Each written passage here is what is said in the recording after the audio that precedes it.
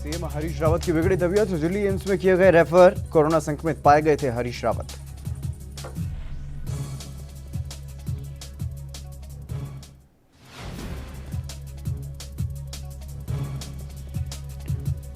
लेंसडोना सेना छावनी क्षेत्र में डॉप्लर रडार को मिली मंजूरी। सीएम तीरथ सिंह रावत ने जताया रक्षा मंत्री राजनाथ सिंह का आभार। कहा सांसद अनिल बलूनी के प्रयास से मिली रडार की मंजूरी। आपदा अध्ययन के लिए केंद्र सरकार ने बनाई 2 टीमें। ऋषिगंगा धौलीगंगा में आई आपदा के लिए बनाई गई टीम अब स्ट्रीम और डाउन स्ट्रीम के प्रभाव का भी करेंगे अध्ययन।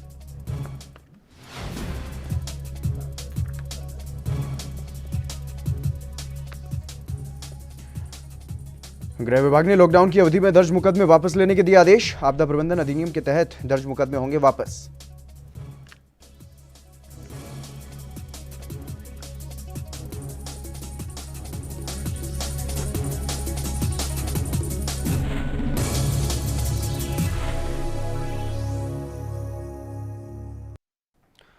नमस्कार, एएनबी न्यूज देख रहे हैं आप और मैं हूं आपके साथ हितेंद्र। अपने उत्तराखंड में आप सभी का स्वागत है। बुलेटिन का आगाज करेंगे। उत्तराखंड के पूर्व सीएम हरीश रावत कोरोना की चपेट में आ गए हैं, जिसके बाद उन्होंने इस बारे में सोशल मीडिया पर जानकारी कल ही दे दी थी। तो वहीं अब सीएम तीरथ सिंह रावत ने उनके जल्द ठीक होने की कामना की है। सोशल मीडिया पर एक पोस्ट में तीरथ सिंह रावत ने यह लिखा कि पूर्व मुख्यमंत्री हरीश रावत जी के कोरोना पॉजिटिव होने का समाचार मिला है। मैं भगवान बद्री, विशाल और बाबा केदार से आपके शीघ्र स्वास्थ्य लाभ और दीर्घायु होने की कामना करता हूं। आपको बता दें कि इस बारे में जानकारी देते हुए हरीश रावत ने सोशल मीडिया पर यह लिखा था कि अनंतो गत्वा कोरोना पहलवान ने मुझे जकड़ लिया है।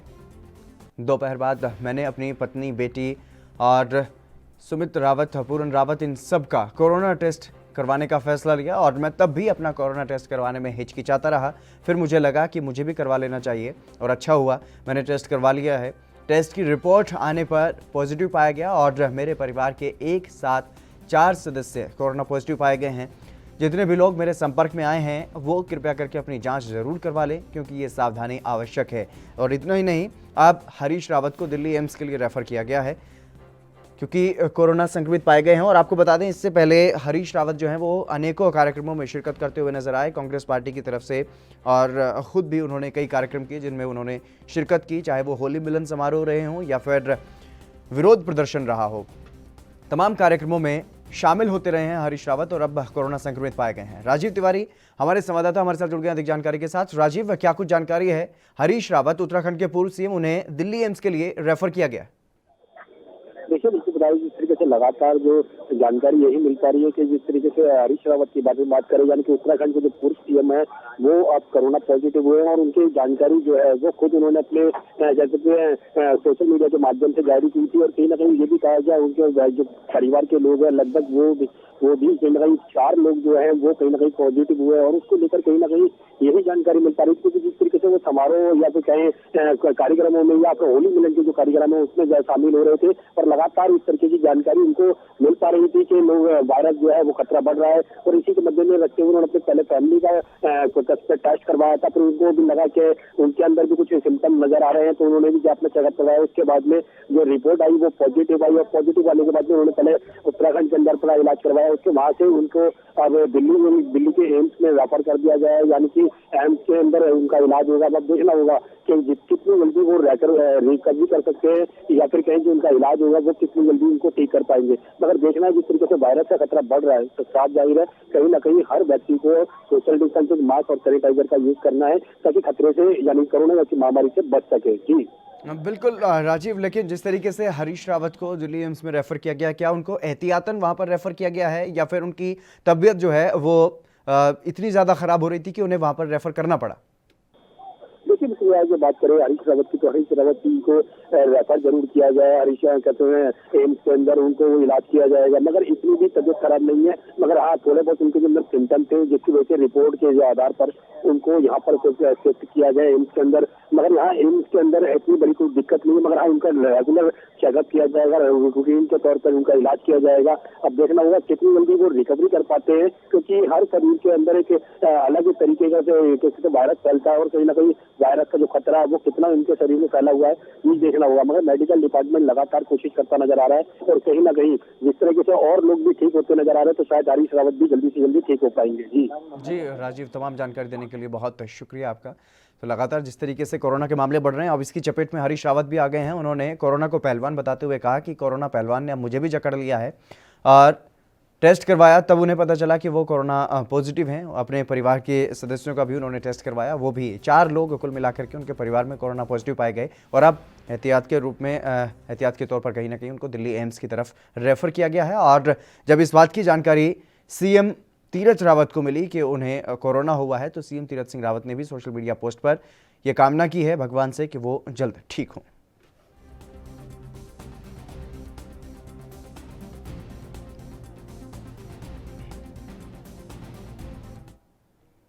चलिए इस बीच रुक करेंगे इस वक्त की बड़ी खबर की ओर। इस वक्त की बड़ी खबर सामने आ रही है जम्मू कश्मीर से। जम्मू कश्मीर से इस वक्त की ये बड़ी खबर आपको बता रहे हैं, श्रीनगर में सीआरपीएफ पार्टी पर हमला हुआ है। ये बड़ी खबर, लावापोरा में आतंकवादियों ने यह हमला किया है और इस हमले में बड़ी बात यह है कि इस हमले में 2 जवान शहीद हो गए हैं और जबकि 3 घायल बताए जा रहे हैं। ये बड़ी खबर हम आपको बता रहे हैं जम्मू कश्मीर से। हमले में लश्कर-ए-तैयबा का हाथ हो सकता है, लेकिन इस बात की अभी पुख्ता जानकारी नहीं है। सुरक्षा कर्मियों ने पूरे इलाके को घेर लिया है। आतंकियों की तलाश की जा रही है कि आतंकी मौके से किधर फरार हो गए। पुलिस के आला अफसर भी मौके पर पहुंचे हुए हैं और लगातार ये कोशिश की जा रही है ताकि जो आतंकवादी वहां पर मौजूद थे जिन्होंने इस हमले को अंजाम दिया है उनको गिरफ्तार किया जा सके। श्रीनगर में सीआरपीएफ पार्टी पर यह हमला किया गया है। लावापोरा में आतंकवादियों ने यह हमला किया सीआरपीएफ की टीम पर और इस हमले में बड़ी बात ये रही कि 2 जवान जो हैं वो शहीद हो गए हैं आतंकी हमले में और 3 जवान घायल बताए जा रहे हैं। ये बड़ी खबर जम्मू कश्मीर से सामने आई। हमले में लश्कर-ए-तैयबा का हाथ बताया जा रहा है और सुरक्षा कर्मियों ने पूरे इलाके को घेर लिया है। आतंकियों की तलाश वहां पर की जा रही है।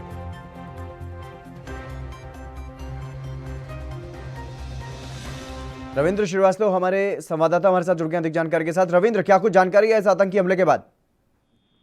जी देखिए, जिस तरह से आतंकियों ने अब नया हथकंडा अपनाना शुरू कर दिया है, जिस तरह से अपनी ड्यूटी दे रहे सीआरपीएफ के जवानों के ऊपर गाड़ी चढ़ाकर उनको कुचल दिया है, ये कहीं ना कहीं जिस तरह से आतंकियों की कहा जाए कि बौखलाहट है, हथियारों की कमी है, सीज फायर हो चुका है जिसके चलते आतंकियों के पास ना तो हथियार पहुंच पा रहे हैं और ना ही अब आतंकी जो है वो क्रॉस कर पा रहे हैं। इसी वजह से जो कश्मीर घाटी के अंदर अब आतंकी हैं बहुत ज्यादा बौखलाहट में है। आए दिन आतंकी जो हैं उनको मारा जा रहा है। आतंकियों के जो कहा जाए कि जो वो हेल्पर हैं, जो ओवरग्राउंड वर्कर हैं, अंडरग्राउंड वर्कर हैं, उनको पकड़ा जा रहा है। इसी वजह से आतंकियों के अंदर बहुत ज्यादा बौखलाहट है और अब आतंकियों ने जो ड्यूटी दे रहे जवान हैं उनको कुचल के मारने का प्लान जो है वो बनाया है।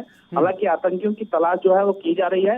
इसका जिम्मा जो है लश्कर-ए-तोयबा की बिल्कुल रविंद्र, तमाम जानकारी देने के लिए बहुत शुक्रिया आपका। तो जम्मू कश्मीर से बड़ी खबर जहां पर आतंकवादियों की तरफ से सीआरपीएफ की टीम पर हमला किया गया और इस हमले में 2 जवान शहीद हो गए हैं जबकि 3 घायल बताए जा रहे हैं। चलिए रुकेंगे एक छोटे से ब्रेक के लिए, जल्द हाजिर होंगे।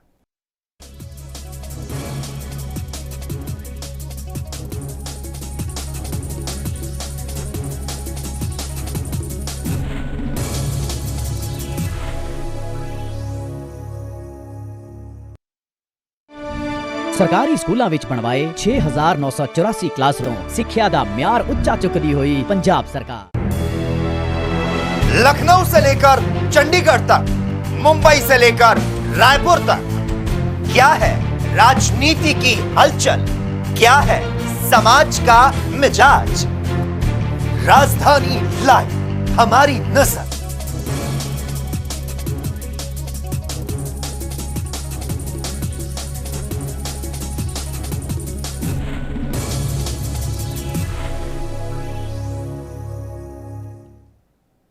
ब्रेक के बाद एक बार फिर से आप सभी का स्वागत है। खबरों में आगे बढ़ेंगे। उत्तराखंड के लैंसडाउन सेना छावनी क्षेत्र में डॉपलर रडार लगाने के लिए रक्षा मंत्रालय ने मंजूरी दे दी है और जानकारी के अनुसार राज्यसभा सांसद अनिल बलूनी रक्षा मंत्रालय से इस मामले में लगातार संपर्क कर रहे थे, कोशिश कर रहे थे और उनकी कोशिशें ही ये रंग लाई हैं। रक्षा मंत्रालय ने रडार लगाने के लिए एनओसी दे दी है। बलूनी ने सोशल मीडिया पर यह जानकारी साझा की है और उन्होंने बताया है कि रक्षा मंत्रालय ने लैंसडाउन छावनी क्षेत्र में ये लगाने के लिए डॉपलर रडार के लिए अब स्वीकृति प्रदान कर दी है और सेना के नियमों और सुरक्षा मानकों के कारण यह काम लंबे समय से अटका हुआ था और मैंने इस संबंध में माननीय रक्षा मंत्री राजनाथ सिंह से भेंट की और अनेक बार रक्षा सचिव समेत रक्षा मंत्रालय के अनेकों अधिकारियों से निरंतर चर्चा की।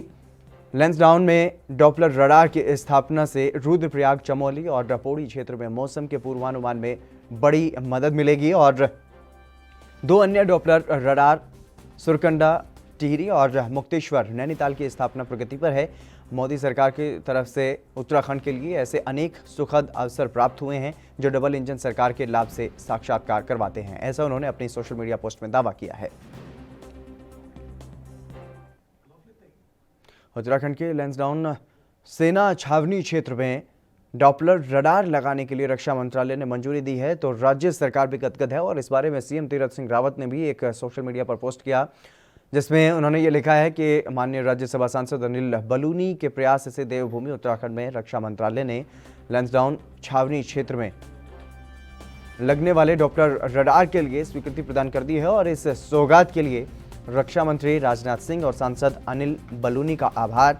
बता दें कि सांसद अनिल बलूनी ने भी इस बारे में सोशल मीडिया पर ही जानकारी दी है।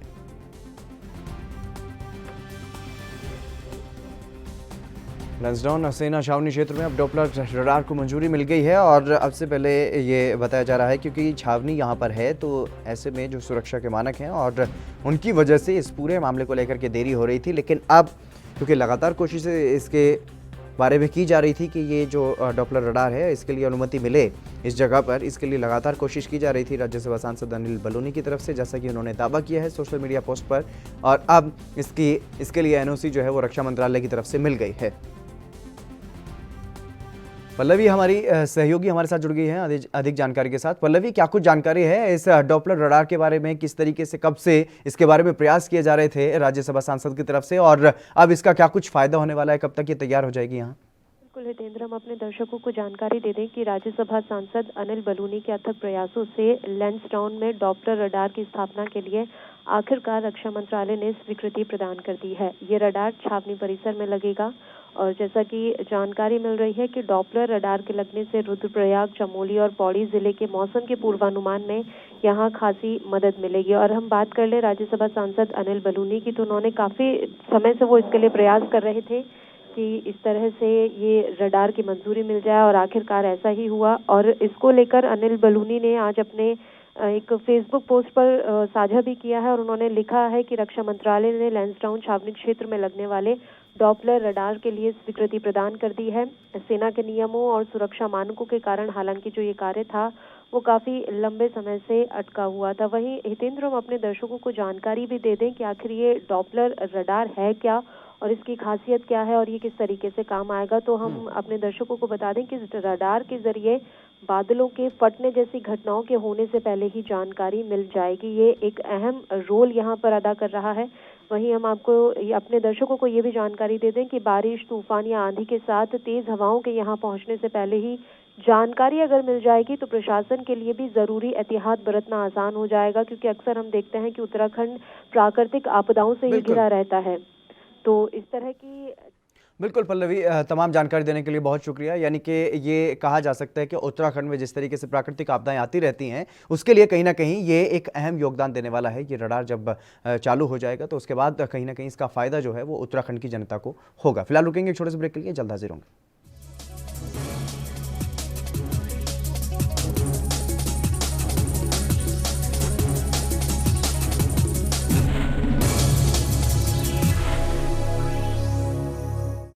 क्या आप दुबले पतले कमजोर हैं, आपकी सेहत नहीं बनती, भूख कम लगती है, वजन नहीं बढ़ता? दरअसल मेन बात खाना पीना खाना नहीं है, मेन बात है खाया पिया लगना। और अगर खाया पिया लगेगा ही नहीं तो सेहत बनेगी कैसे?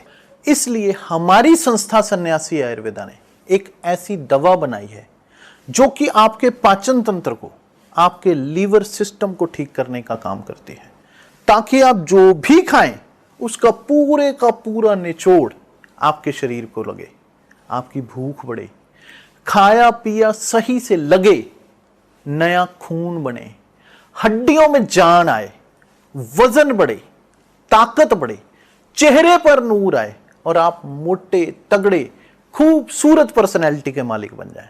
यह दवा पूरी तरह से आयुर्वेदिक होती है। इसका शरीर पर कोई भी साइड इफेक्ट, कोई भी नुकसान या दुष्प्रभाव नहीं होता।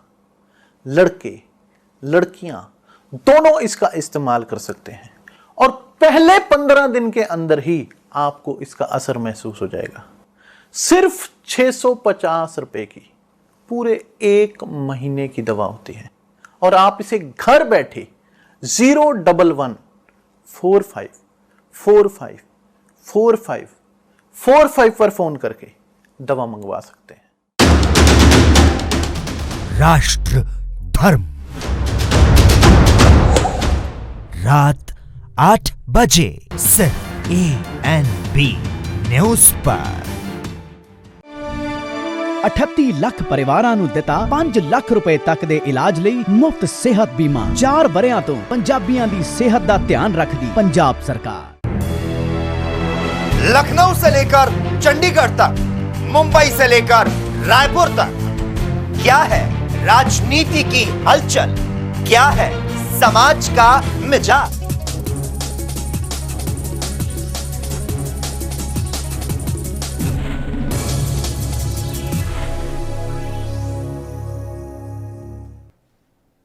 ब्रेक के बाद एक बार फिर से आप सभी का स्वागत है। खबरों में आगे बढ़ेंगे। उत्तराखंड की राज्य मंत्री स्वतंत्र प्रभार रेखा आर्य 1 दिवसीय दौरे पर हरिद्वार पहुंची। हरिद्वार में जूना अखाड़े में पहुंचकर अखाड़े के अंतर्राष्ट्रीय संरक्षक हरिगिरी महाराज और संतों का आशीर्वाद उन्होंने लिया। उत्तराखंड के मुख्यमंत्री तीरथ सिंह रावत पिछले दिनों कोरोना पॉजिटिव पाए गए थे, जिसके चलते सभी लोग उनके जल्द स्वस्थ होने की कामना कर रहे हैं और उसी क्रम में राज्य मंत्री रेखा आर्य हरिद्वार पहुंची। जूना अखाड़े के अंतर्राष्ट्रीय संरक्षक और संत जनों के साथ मिलकर के उन्होंने गंगा में पूजा अर्चना की और पूजा अर्चना करने के बाद मुख्यमंत्री तीरथ सिंह रावत के जल्द स्वस्थ होने को लेकर के एक हवन का आयोजन किया गया। हवन में बहुत से साधु संतों ने शिरकत की और पूरे विधि विधान के तहत गंगा घाट के किनारे पर हनुमान मंदिर में इस हवन का आयोजन किया गया।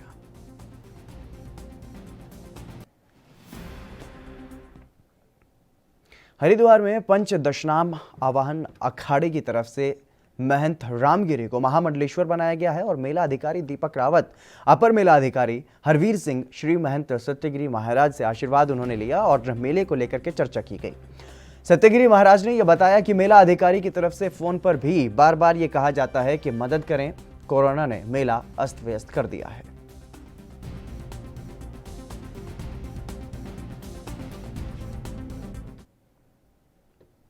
कुंभ का संयोग कब और कहां बनेगा, ये गुरु और सूर्य की स्थिति पर निर्भर करता है। जब सूर्य मेष राशि और गुरु कुंभ राशि में प्रवेश करते हैं तब हरिद्वार कुंभ का आयोजन होता है और कथा है कि समुद्र मंथन से निकले अमृत कलश को पाने के लिए देव दानवों में 12 दिन तक अविराम युद्ध होता रहा और इस संघर्ष के दौरान पृथ्वी में 4 स्थानों हरिद्वार, प्रयागराज, उज्जैन और नासिक पर कलश छलका।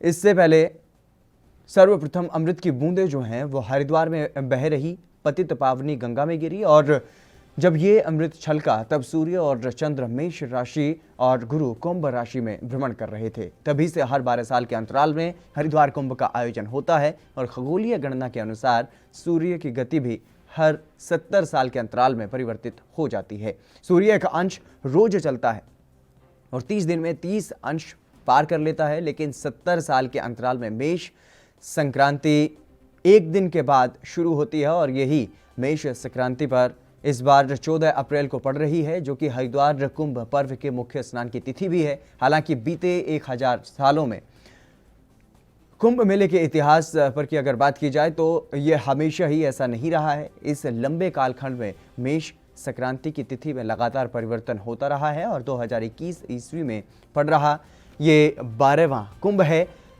जब 14 अप्रैल को मेष संक्रांति होने से यहीं पर कुंभ पर्व का मुख्य स्नान भी होगा।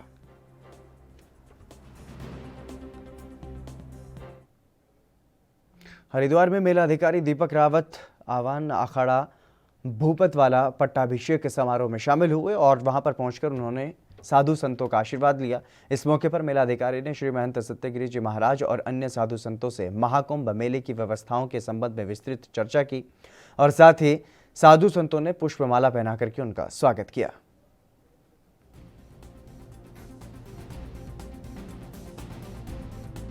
मैं श्री पंचनाम आह्वान अखाड़े से आज मुझे सभी 13 अखाड़े के संतों के द्वारा और हमारे आह्वान अखाड़े के वरिष्ठ संतों के द्वारा आज मेरी चादर विधि पट्टाभिषेक किया गया।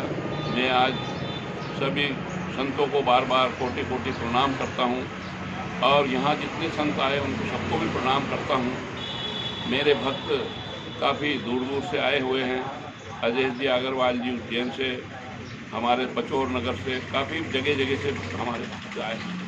आज मैंने जो एक संकल्प लिया है कि मैं श्री पंचनाम आह्वान अखाड़े का नाम पूरे भारत में विश्व में करूँगा। धर्म रक्षा, गौ रक्षा और राष्ट्र रक्षा का काम करूँगा। अच्छे अच्छे नेक कार्य करने के लिए गांव-गांव, शहर में जाके अच्छे अभियान चलाऊँगा कि धर्म का ध्वजा सदा अडिग रहे। क्यों? आज हमारे धर्म से ही ये संसार टिका हुआ है। जहाँ तक है कि बच्चों के लिए भी, संस्कार के लिए भी मैं कार्य करूँगा। आज काफ़ी बच्चे नशा पत्ता में लग गए हैं। भगवान नीलकंठ महादेव की भूमि और ऋषि मुनियों की तपस्थली मणिकोट पर्वत की पौराणिक परिक्रमा यात्रा शुरू हो चुकी है। ये यात्रा गुरुवार की सुबह पांडु गुफा की पूजा अर्चना के साथ शुरू हुई और इस परिक्रमा में बाहर सिद्ध द्वारों की विधिवत पूजा अर्चना का महत्व है। बता दें कि गुरुवार को आत्मकुटीर आश्रम के संत राही बाबा के सानिध्य में मणिकूट परिक्रमा की शुरुआत लक्ष्मण झूला में पांडु गुफा स्थित प्रथम द्वार की पूजा के साथ की गई और इस दौरान पारंपरिक वाद्यों के साथ वैदिक मंत्रों से पूरा माहौल गूंज उठा। श्रद्धालुओं ने हर हर महादेव और बम भोले के जयकारों से यात्रा का शुभारंभ किया और इस यात्रा में 12 द्वारों पर हनुमान भगवान, विष्णु, गरुड़, गुरु बृहस्पति, 64 योगिनी, माता काली, बाल कुमारी माता और माता भुवनेश्वरी और उनकी सहयोगी शक्तियां, माता कुष्मांडा, माता विंध्यवासिनी, भगवान शिव के गण और नंदी, वीरभद्र, महादेव, भगवान गणेश और शिव के प्रधान गणों की पूजा की जाती है।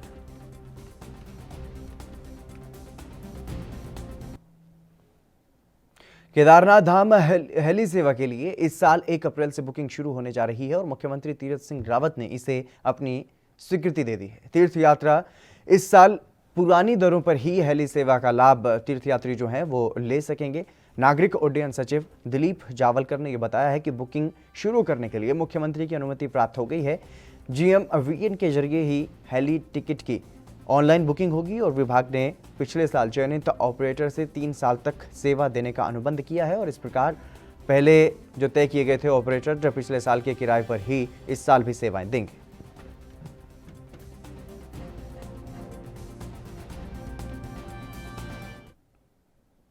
कुंभ क्षेत्र में एक बार फिर से हाथी के आने की सूचना फैली, जिसके बाद हड़कंप मच गया और देर रात 3 बजे हरिद्वार रेलवे स्टेशन पर जंगल से निकले एक हाथी जो है वो रेलवे स्टेशन तक पहुंचा और सूचना पर पहुंचे हरिद्वार वन विभाग और राजाजी पार्क कर्मियों ने बड़ी मुश्किल से हाथी को जंगल में खदेड़ा और वहीं देर रात होने के चलते प्लेटफॉर्म पर सन्नाटा पसरा हुआ था। बता दें कि पिछले काफ़ी समय से हरिद्वार की आबादी वाले क्षेत्र में जंगली जानवरों का आना जारी है और अक्सर हाथी और गुलदारों की वजह से वहां पर आबादी वाले इलाके में परेशानी हो रही है, जो कि वन महकमे के लिए अब बड़ी चुनौती बन चुका है और हरिद्वार में कुंभ भी चल रहा है। ऐसे में जंगली जानवरों का इस तरह से आबादी वाले क्षेत्रों में प्रवेश करना कभी भी किसी भी बड़ी चुनौती को खड़ा कर सकता है।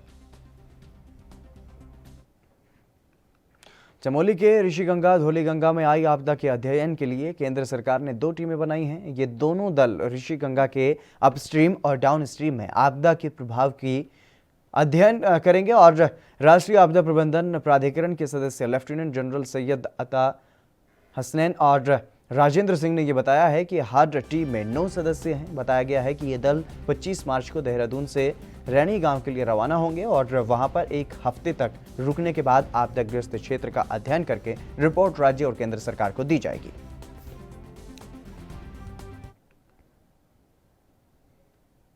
उत्तराखंड शासन ने मेला क्षेत्र की अवधि और भौगोलिक क्षेत्र को लेकर के अधिसूचना जारी कर दी है।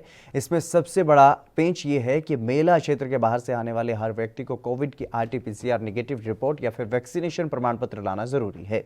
बताते चलें कि 1 अप्रैल से कुंभ मेला शुरू हो गया है और होगा, और इसके बाद मेला क्षेत्र के बाहर से आने वाले प्रत्येक व्यक्ति को 72 घंटे पुरानी कोविड की RT-PCR नेगेटिव रिपोर्ट या फिर वैक्सीनेशन का प्रमाण पत्र लाना जरूरी होगा। अगर आप हरिद्वार के निवासी हैं और आपका क्षेत्र मेला क्षेत्र में शामिल नहीं है, तब भी आपके लिए कोविड नेगेटिव रिपोर्ट या फिर वैक्सीनेशन का प्रमाण पत्र दिखाना अनिवार्य होगा। ऐसे हालातों में कामकाजी लोगों और श्रमिकों पर इसका प्रभाव पड़ता हुआ दिखाई दे रहा है।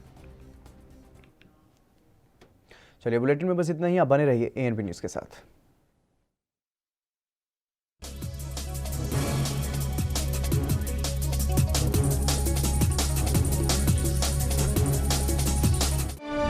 ਸਰਕਾਰੀ ਸਕੀਮਾਂ ਨੂੰ ਸੁਚਾਰੂ ਢੰਗ ਨਾਲ ਲਾਗੂ ਕਰਨ ਵਿੱਚ ਸਹਾਇਤਾ ਦੇਣ ਲਈ ਸਾਬਕਾ ਫੌਜੀਆਂ ਨੂੰ ਲਗਾਇਆ ਗਾਰਡੀਅਨਸ ਆਫ ਗਵਰਨੈਂਸ। 4 ਵਰਿਆਂ ਤੋਂ ਫੌਜੀਆਂ ਦਾ ਮਾਣ ਕਰਦੀ ਪੰਜਾਬ ਸਰਕਾਰ।